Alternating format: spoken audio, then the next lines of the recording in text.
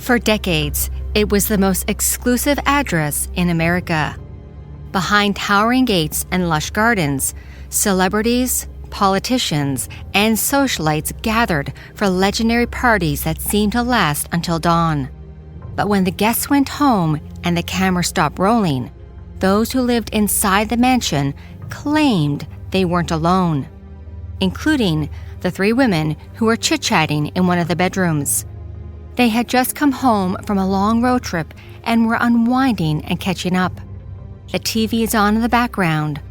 Wine and conversation are flowing, and a new puppy is curled up at the foot of the bed, tired from a long day of traveling. It's a picture of safety and comfort. Until... Obviously, they saw something, and they were like, I don't know what I saw, but there was something standing there. And I'm like, there was a woman, but I recognized who this woman was, because I had been to the mansion a few years prior. They brought me out to test for Playboy, and I stayed there for like 2-3 nights. And while I was there, I met this woman. She was one of Hef's social secretaries. And when I did come back a couple of years later, she wasn't there anymore. And I found out that she passed away from cancer. And the woman standing in my doorway, I am confident was her. I'm Nadine Bailey, and this is Haunted Canada. Today, I'm joined by Bridget Marquardt. She's an actress, model, and host of the Ghost Bunny podcast. She's also known for her role in the reality TV series The Girls Next Door, in which she co-starred with Holly Madison and Kenner Wilkinson. Bridget is here today to help us explore the stories, legends, and paranormal claims surrounding one of the most infamous mansions in the world. This is Behind the Gates, the ghosts of the Playboy Mansion. Long before it became synonymous with celebrity parties, Playboy Bunnies, and Hollywood excess, the Playboy Mansion began as a private estate in one of Los Angeles' most exclusive neighborhoods. Before that, it was home to the Tongva people, who were also known as the Gabrielino, the original inhabitants of the Los Angeles Basin, whose civilization stretches across what is now Los Angeles, Orange, and Riverside counties. The Tongva people were forced into the Spanish compounds, which stripped them of their culture as they were used as unpaid captive labor to build and maintain the Spanish Empire's agricultural and economic base. They were deposed of their lands and devastated by famine and disease. The official settlement of Los Angeles began in 1781 by 44 Spanish settlers led by California Governor Felipe de Neve. Following Mexican independence, control shifted from Spanish rule until the Mexican-American War. That's when the U.S. gained California in 1848, and Los Angeles was officially incorporated as an American city 2 years later. The completion of the Southern Pacific and Santa Fe railroads connected Los Angeles to the rest of the county, sparking massive migration and real estate booms. That was only fueled by the discovery of major oil reserves beneath the city, which triggered another massive influx of wealth and population. To help the city grow, the Los Angeles Aqueduct opened. Piping water from the Owens Valley to the city was constructed in 1913, which allowed LA to sustain its explosive growth and annex neighboring municipalities. Then came the movies. By the 1920s, Hollywood turned a stretch of sleepy orange groves into the entertainment capital of the world. The mansion that would become synonymous with Hugh Hefner and his Playboy empire was built in 1927 in the affluent Homley Hills district. Designed by renowned architect Arthur R. Kelly, the 29-room residence was commissioned for Arthur Letts Jr., the son of department store magnate Arthur Letts. His father came from humble beginnings. He had been born in Holdenby, Northamptonshire, England, and immigrated to Toronto, Canada in 1882 before marrying Florence Phillip on August 25, 1886. The couple had 3 children, Florence Edna, Gladys, and Arthur Letts Jr. By the early 1890s, the family had made its way to Seattle before finally settling in Los Angeles in 1896. With a $5,000 loan and a sharp eye for retail, he took over a bankrupt store at 4th and Broadway and built a department store empire that would make him a fortune. He became one of the city's most powerful businessmen and envisioned creating an exclusive residential community on the west side of Los Angeles. That development would become Homely Hills, a neighborhood whose name was inspired by Holden by England, the family's ancestral home. The neighborhood would eventually become one of the most exclusive enclaves in America, alongside nearby Beverly Hills and Bel Air, otherwise known as the Platinum Triangle. When Arthur Letts Sr. died in 1923, his son inherited both wealth and responsibility. Along with his brother-in-law, Harold Jans, Arthur Jr. helped continue the family's ambitious real estate projects, including the development of Westwood and Homely Hills. But he was determined to make his mark, and to do that, he picked out one of the best parcels of land. It overlooked the Los Angeles Country Club, with sweeping views across a rapidly growing city. In 1927, Letts hired prominent architect Arthur R. Kelly, who was becoming known for designing grand homes throughout Southern California's elite neighborhoods. He specialized in Spanish colonial revival and Tudor revival homes, and was so prolific he designed approximately 500 homes and buildings in the Los Angeles area, including the Christie Hotel in 1922. Today, it's known as the Church of Scientology Information Center, but when it was first erected, the 8-story building at 6724 West Hollywood Boulevard was considered Hollywood's first skyscraper. For Letts, the architect created an English Tudor and Gothic Revival manor inspired by Old English country estates to reflect the family's roots and to recreate European aristocratic lifestyles. The completed residence sat on more than 5 acres and contained nearly 22,000 square feet of living space. It featured 29 rooms, soaring ceilings, oak-paneled interiors, carved stone fireplaces, leaded glass windows, hidden passageways, and a dramatic great hall that resembled something from a medieval manor house. Visitors would enter through massive wooden doors beneath steeply pitched roofs and decorative stonework. The grounds were as impressive as the house itself. There were carefully landscaped gardens surrounding the residence, creating the feeling of a secluded country estate despite being only minutes from downtown Los Angeles.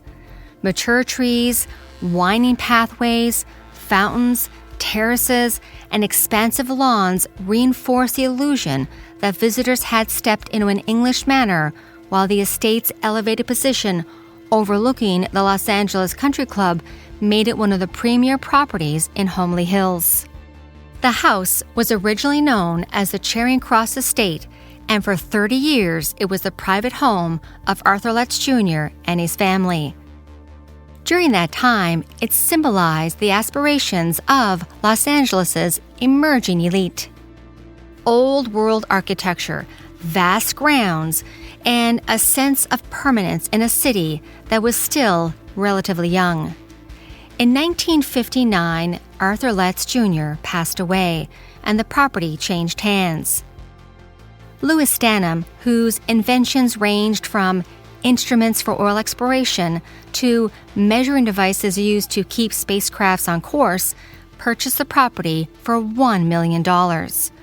The home remained in his hands until 1971, when Hugh Hefner acquired the mansion. By then, he was already one of the most recognizable publishers in America. Playboy magazine had become a cultural phenomenon, and Hefner wanted a West Coast headquarters that reflected the brand's growing influence in entertainment, celebrity culture, and Hollywood. Playboy Enterprises purchased the Homley Hills estate for approximately $1.1 million. At the time, the property was already more than 40 years old, so Hefner immediately began transforming the traditional English manor into something uniquely his own.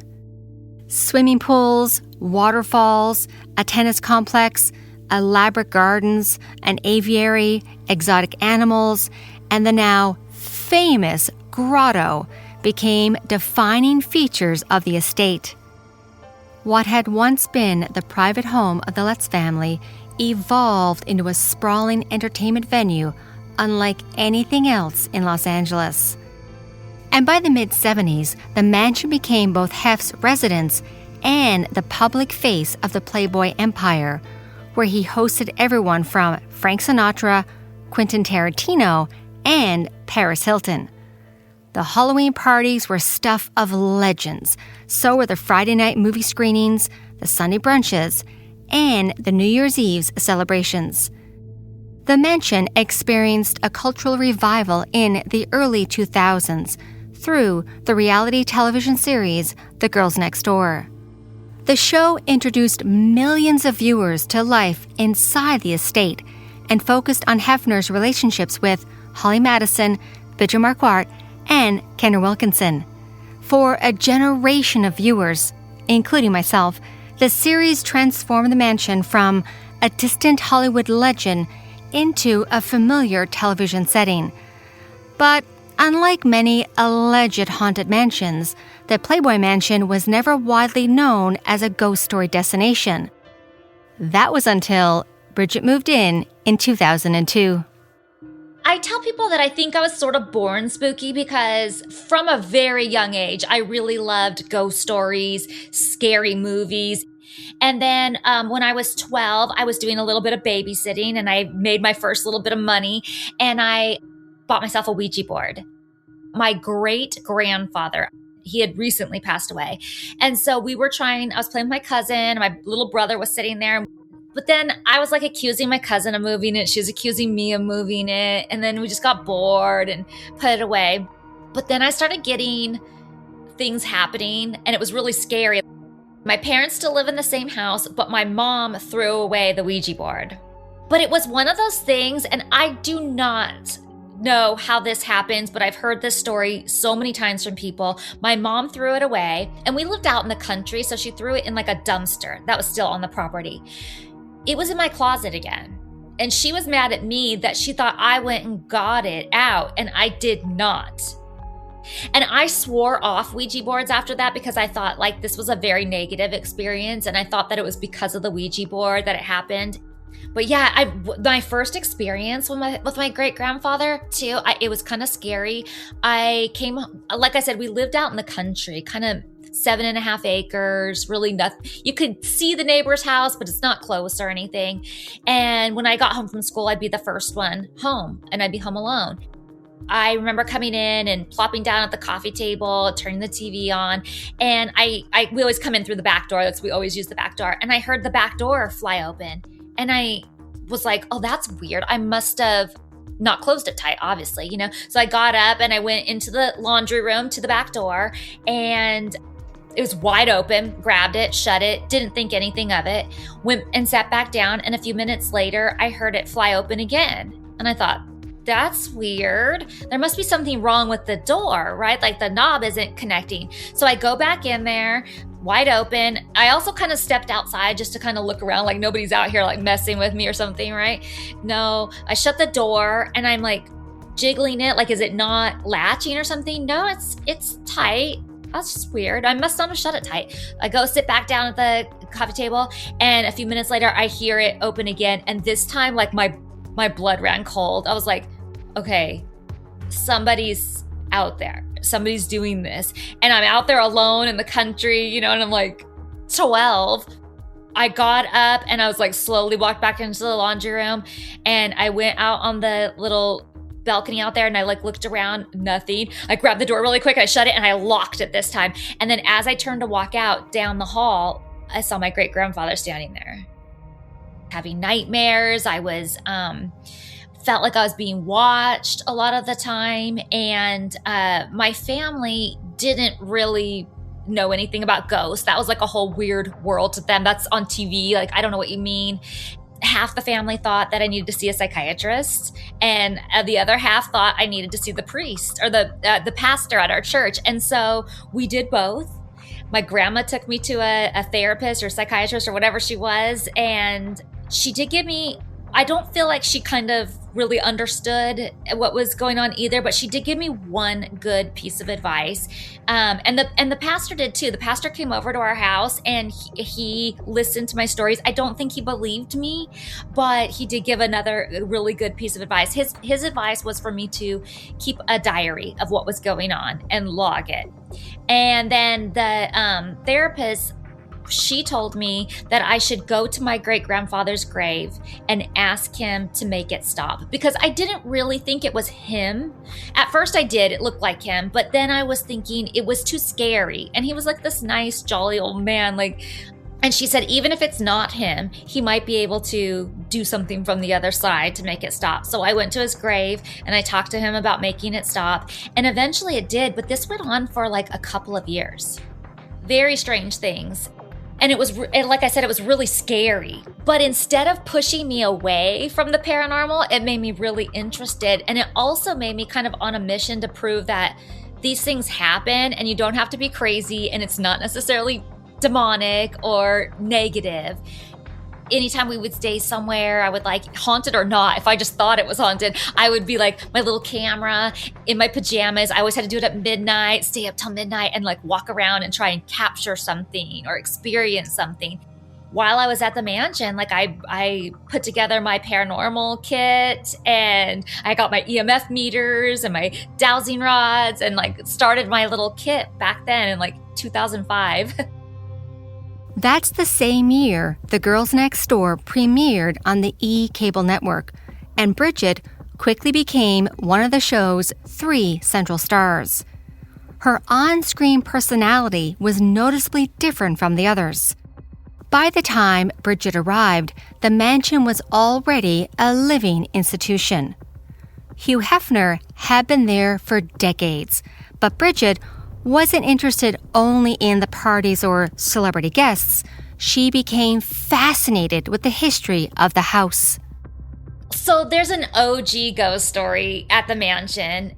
The mansion was originally built by Arthur Letts Jr. and his wife.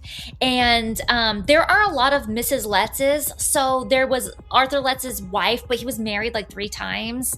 And so when somebody says that something tragic happened to Mrs. Letts, I'm not really sure which Mrs. Letts they're talking about.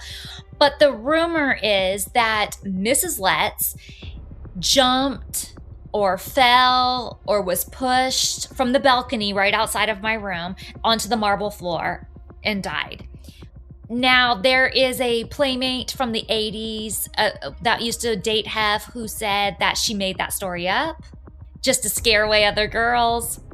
I don't know. I did a lot of research while I was there. I went down to the Hall of Records, and I was looking up death certificates on the Letts family. I was looking up, I went to the library and was doing all kinds of research on it. I told Hef I was going to write a book on the haunted Playboy Mansion. And so I have this whole stack of paperwork, that all this stuff. I didn't find any indication that anyone passed away in the house like that. There are no famous murders attached to the property, no central legends of tragic apparitions, and no long-standing folklore dating back to its construction in 1927. But the mansion does have a connection to old Hollywood, and while that was interesting, to Bridget, it was nothing compared to the history of tunnels beneath the property, the hidden rooms, the stories. She developed friendships with longtime staff members who shared their stories with her because she often asked questions about the property's past. I had never heard any ghost stories or anything like that, but when you're there, you definitely, there's a vibe. So I had suspicions, but nothing concrete or anything. And one day I was sitting on the floor with Holly and we were scrapbooking. We were in my room and we had the TV on, just background noise type thing. And the remote was sitting on the middle of my bed, but we are not near my bed. We're on the floor. And she was like, I just don't really believe in that kind of thing. I wish that I would get some sort of sign. And all of a sudden the TV went like to full volume. Like we were like, and we couldn't find we're like, where's the remote? Where's the remote? And then I saw it was sitting in the middle of my bed. And I was like, oh my God. And then I turned the TV down. And I was like, I think that was a sign for you. Holly Madison and Bridget were close friends and housemates at the Playboy Mansion during the 2000s. They also appeared together on The Girls Next Door, and Holly later became a best-selling author known for sharing her experiences behind the scenes of the Playboy empire. Well, she just thought that was really weird, but for some reason she still didn't jump to believing, even though she had a ghost story. She has a really good one where she was down in the gym, which is actually in the basement of the mansion, and she was brand new, so she didn't really know there's some, I hesitate to say this anymore because people are so freaked out about tunnels under the mansion, but there were secret passageways in the mansion, and one of them went down into the gym, basically. You would pass all of the laundry area and the staff lockers and things like that, and then it would end up in the gym. Or you could go around through the pool and down the spiral staircase into the gym. So she didn't really know all of those little passageways and stuff, and she was working out one day, and a female came out of where the bathrooms are. She had a towel around her neck, and she went and passed by. There's the gym is one big room, but it's kind of two separate rooms all combined, sort of, but it was a separate area. And so the girl walked past where Holly could see anymore and never came back out. And Holly's like, oh, that's weird. There must be another passageway that I don't know about over there. So when she got off of the treadmill, she walked over there and she was looking around and she found the little buzzer that opens. It's a mirror. It looks like it's just a mirror, but she buzzed it and it opened. And she's like, oh my God, there is a passage. But then she looked in there and it was just a dead-end closet.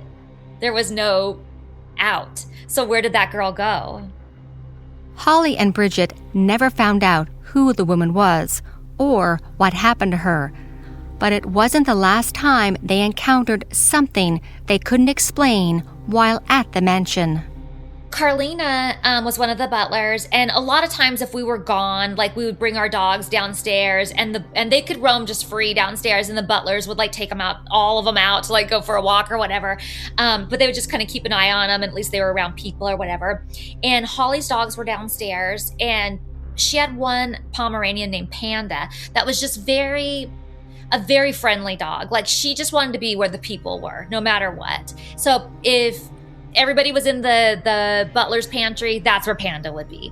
And so one day, they couldn't find Panda, which is very weird. So then they got worried. Oh God, did she get let out and she's outside? And they were looking everywhere for her and they couldn't find her. And then they went into that library and she was sitting by herself on the couch and just looked all they said, just all pieced out. Somebody was just petting her or cuddling with her or something. She was just sitting there by herself. Very out of character for that dog. But they were relieved to find her. But there was something about that made Carlina, who didn't really have a lot of ghost stories or anything like that, feel like there was something slightly paranormal about that.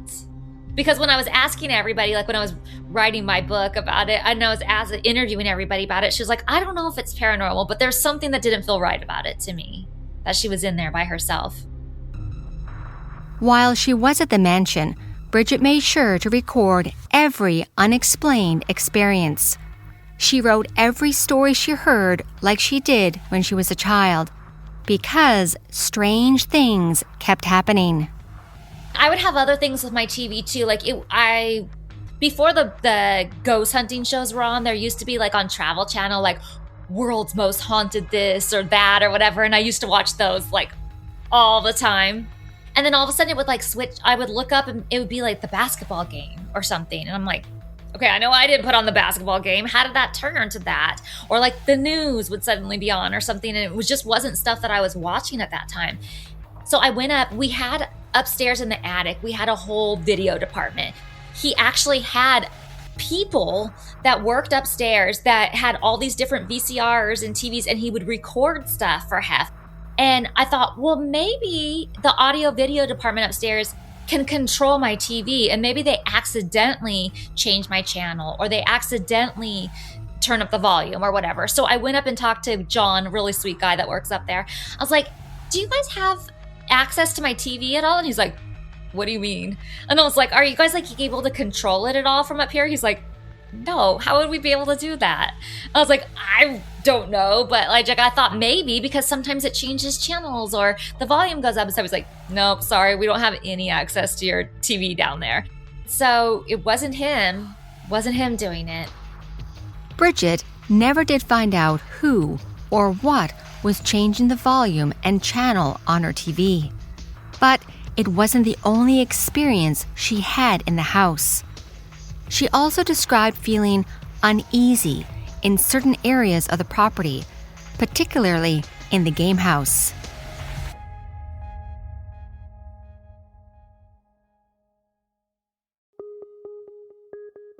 From the outside, it resembles a rustic Swiss chalet, but when you step inside, you're transported somewhere between 1950s American Roadhouse and a Carnival Midway frozen in time. The walls are plastered with vintage movie posters, neon signs, and Playboy memorabilia buzzing in electric blues and pinks. At the center of the room, you'll find a full-size pool table with a foosball table nearby, and the walls are lined with a variety of vintage arcade games, pinball machines, and an antique chrome jukebox. Bridget has said she felt uneasy there, and she wasn't the only one. The housekeeping really did not like the game house. Like they said, the games would just start up on their own. The doors would slam while they were in there. So they wouldn't clean the guest or the game house by themselves. They always had to have like somebody from security come in there and stand with them while they were doing that. Barbie Benton told me about some ghost stories that happened in my room too, before I was even there. Barbie Benton was a model, actress, and singer who became famous through Playboy and her relationship with Hugh Hefner.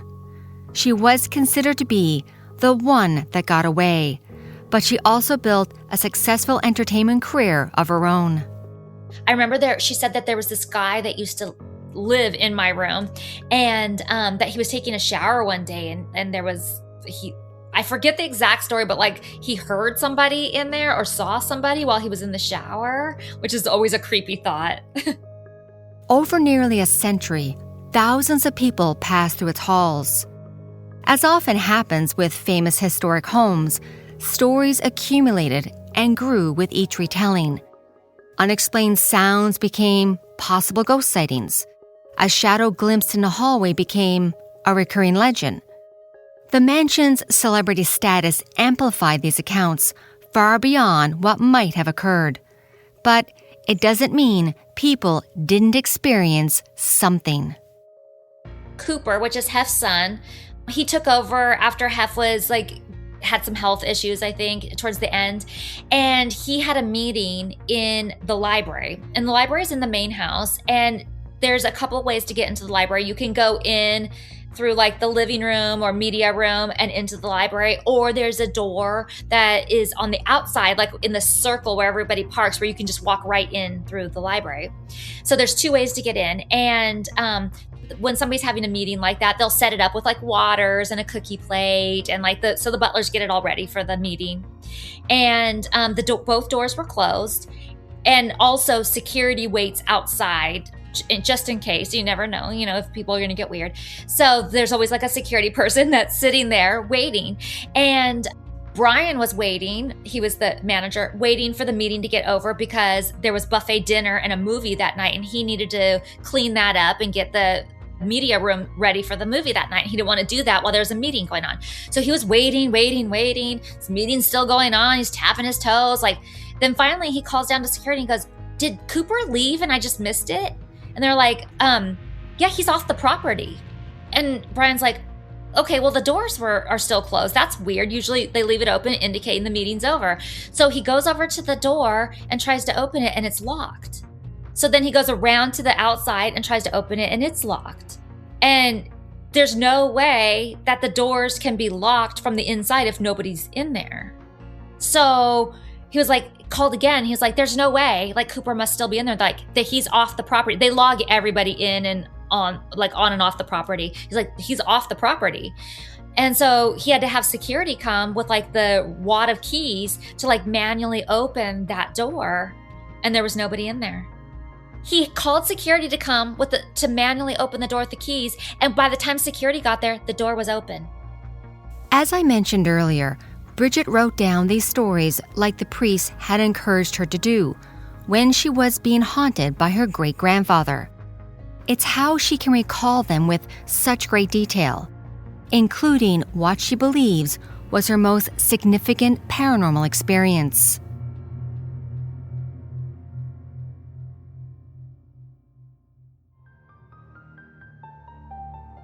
The most significant unexplained experience of Bridget's life at the Playboy Mansion happened after a long road trip. I had gone to North Carolina to visit my brother, and on the way home, we stopped in Georgia, and I picked up my dog. I had been waiting for my dog. I didn't want them to ship her or anything like that. I wanted to pick her up and bring her home myself. So just this little tiny puppy, Winnie. I brought her home that day, and I had at the end of my bed, I had a little pin set up for her. I had everything she needed in there, her little toys, her food, her water, pee-pee pad, little bed, all her stuff. And it was a long day for all of us. So she was pooped and laying on the floor. My sister was sitting on the bed next to me, and my friend Stacy was at the end of the bed. And the TV was on, and Stacy and I were having a glass of wine, and we're chit-chatting about this trip, just visiting my brother and stuff. And my sister was miserable because she came with me, and we'd had a long day, and she wanted to go to bed. And Stacy and I are gabbing and have no interest in going to bed. And so she's trying to ignore us, but she's sitting right there. And in my room, over here is the door to go out to the rest of the mansion. And over on this side of the room, there's another door, and it leads into my closet area and then into the bathroom. And there's no exit. There's only one door to get into the room. And so we're sitting there talking, and all of a sudden there was a woman standing there, and we all three saw it. And I gasped and said, and looked, because I saw it out of my peripheral, and I turned and looked. And when I turned to look fully, it was gone. And both my sister and Stacy had reactions. My sister started crying and was like, "What's happening?" And then my friend Stacy, she just put her hands over her eyes, and she was like, "Oh my God, don't tell me, don't tell me, don't tell me, don't tell me," because she's a big scaredy cat. And I was like, "Did you guys just see that?" Obviously, they saw something, and they were like, "I don't know what I saw, but there was something standing there."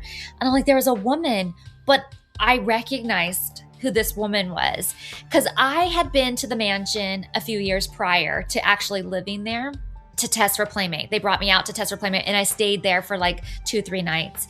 And while I was there, I met this woman. She was one of Hef's social secretaries, and she kind of oversaw the pets and the girls. And we stayed up kind of late one night chit-chatting in the dining room, and there was a party going on outside, and one of the playmates came in and was complaining about the guy she was with being a real jerk, and she was giving her words of wisdom and just letting her vent and everything. And I thought, this is such a cool place, to have that kind of female camaraderie and people there for you like that. And this woman was just so nice, and we stayed up all night talking. And then when I left to go to bed, she was like, "I have a good feeling about you. I think you're going to be, I know I'm going to see you again."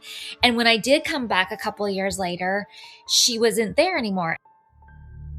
The woman Bridget believes she saw that night was Joni Mathis. She was Hugh Hefner's longtime personal assistant, coordinator, and legendary social secretary of the Playboy Mansion. Joni was a former Playmate herself. She had been Ms. November in 1960.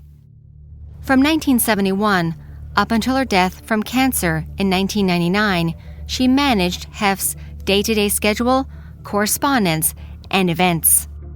I am confident was her.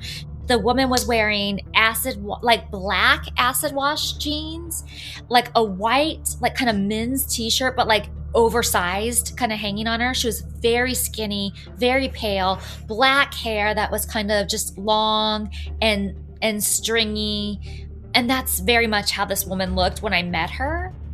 And she was just sort of like kind of against the doorway, staring. And what I think is that there was a new addition to the mansion, the new puppy, and I think she just came to see the new family member there. I just felt like she was just sort of checking on things, just curious, and we happened to see her. Former employees have recalled that Bridget's passion for the paranormal is what made her a unique member of the Playboy family. I'm trying to think if anybody else had ghost stories. Most were in and out pretty quickly. They were, just staying there more like a hotel. They would just come in for the party, or they would be there shooting their centerfold, so they weren't there very much. That doesn't mean they didn't. I just don't remember off the top of my head if anybody else had one that was staying there. But while I was at the mansion, I got asked to do some shows. Like, I'm writing a memoir about my time there, and I came across Ghost Hunters. The original Ghost Hunters had asked me to be a part of the show. The network wouldn't allow me to do it because I'm with a different network. And then VH1 had a show, Celebrity Paranormal Project.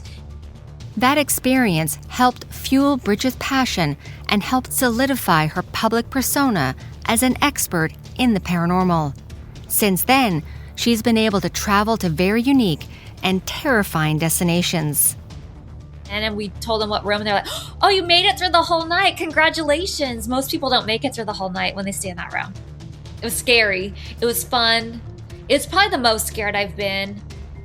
That's next time on Haunted Canada. Thank you to Bridget Marquardt for joining me to tell you about the ghosts of the Playboy Mansion. You can check out Bridget's podcast, Ghost Bunny. I will link it in the show notes. Do you have your own ghost story, paranormal encounter, or true crime? If yes, email it to me so that I can cover it and share with the listeners on this podcast. Email me through the website, hauntedcanada.com. If this episode gave you the chills in the best possible way, please consider showing your support by buying me a coffee. The link is in the show notes. Every coffee helps keep these stories coming, and if you want to go even deeper, stay tuned because I will be adding a Patreon very soon. Haunted Canada is sponsored by the Evan & Ghost Tours. I will link the website in the show notes. Haunted Canada is written and produced by me, Nadine Bailey, with senior producer Dila Velasquez. Production and sound design is by Rob Johnston, with help from Corey Price. If you'd like to support this podcast, please follow, share, and tell a friend about this podcast. We would also appreciate a like and a 5-star written review. If you're on Spotify, tap follow. It helps more people find these Canadian ghost stories. Also, you can follow me on our different social media platforms, including TikTok and my YouTube channel, Haunted Canada. Hey everyone, I've got some exciting news. I'll be hosting a haunted and paranormal tour of Ireland in partnership with my friend Joanne at Expedia. We'll be visiting haunted locations, staying in haunted castles, and exploring many historical places while delving into ghosts, hauntings, and paranormal activity. So be sure to bring your EMF readers. This tour will be happening in May of 2027. More details is on the website, hauntedcanada.com. Any questions, you can email me about them. Remember, space is limited, so book early. Thank you from all of us at Haunted Canada and Curious Cast. Have a good night, everyone, and stay haunted.